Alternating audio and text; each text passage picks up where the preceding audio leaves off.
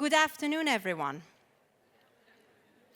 My name is Elham Fardad, and these days I do a lot of work in corporate diversity and inclusion, and I'm going to tell you why.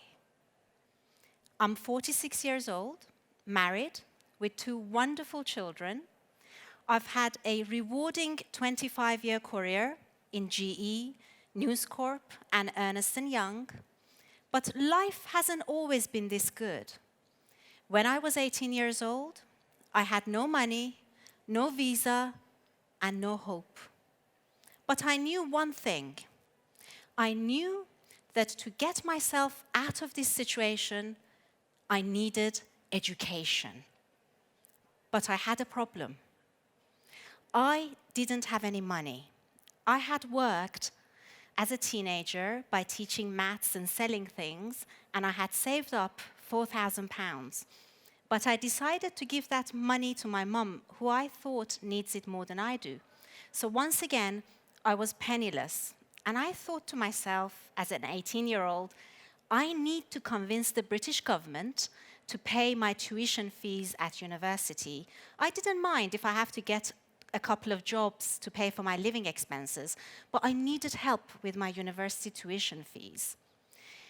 So I realized I need the British government to count me as a home student. And with my 18-year-old head, decided that I will camp outside Birmingham City Council offices for 5 days until someone says, yes, you are a home student. Very unreasonable. But I did that. So I went there on the first day, I stood there, and on the first day, I watched each person go in and out of the council office, and no one even noticed me. And I went home. And I'm a little bit stubborn like that, so I came back a second day. And on the second day, I realized I actually need to talk to someone. So I approached a lady, and I went to her and I said, now, I had just done high school economics, and I had just learned about the concept of the decision maker. So I went to her and I said, hello, my name is Elham Fardad, and I need to meet the decision maker.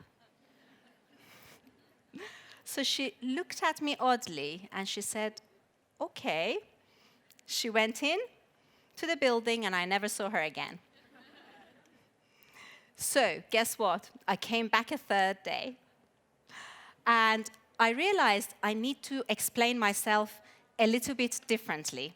So I approached the gentleman this time, and I said, hello, my name is Elham Fardad, and I need to please speak to someone who can perhaps help me be counted as a home student so that I can go to university.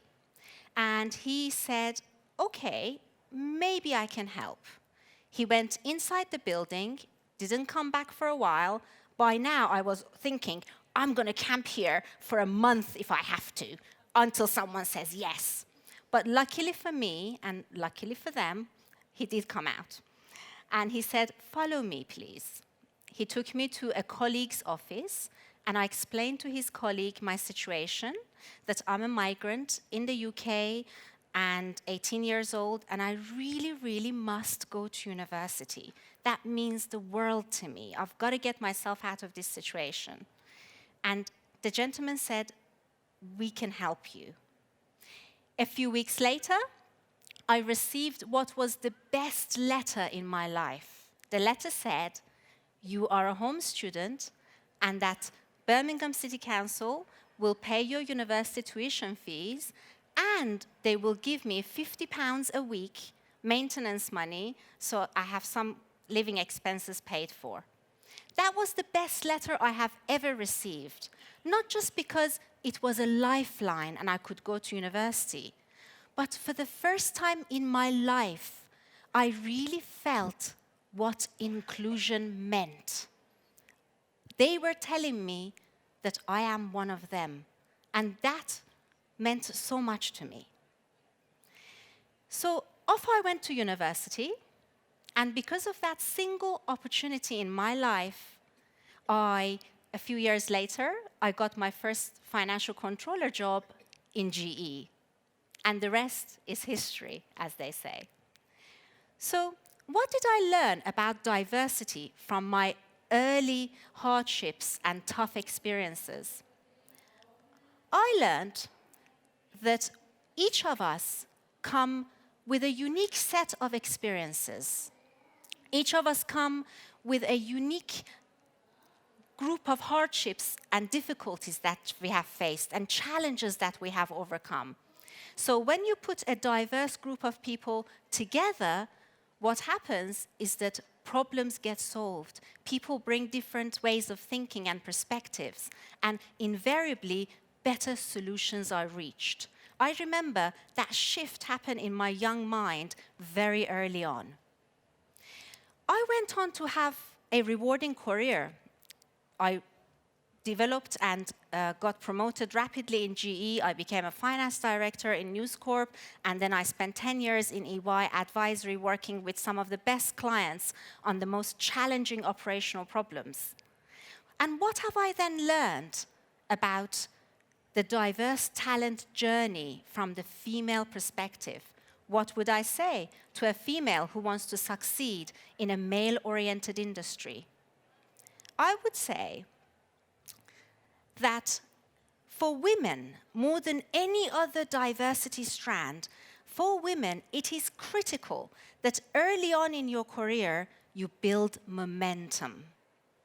Grab every opportunity to progress. Grab every opportunity to build capability. Grab every opportunity to get exposures.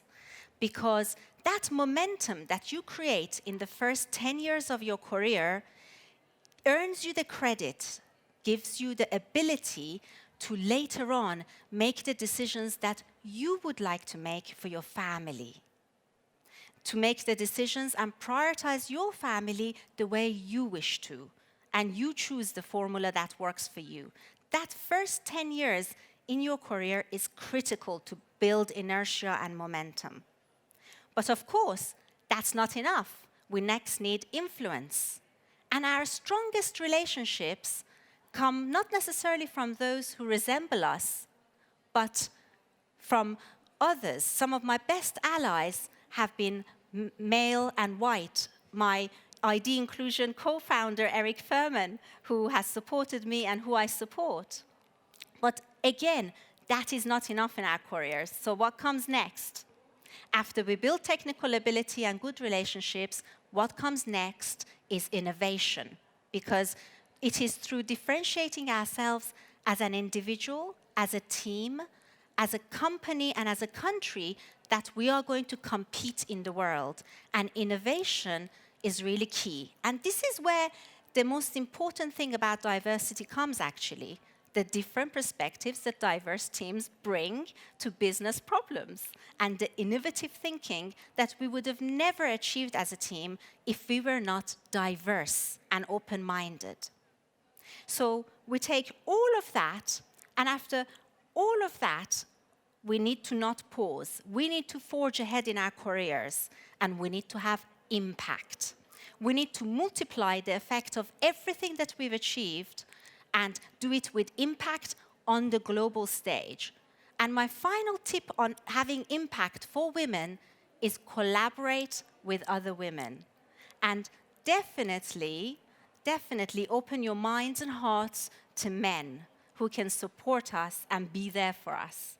And it is a joy for me today to see so many male faces at the She Conference in Oslo. And I hope that next year we will see even more men among the audience. Thank you.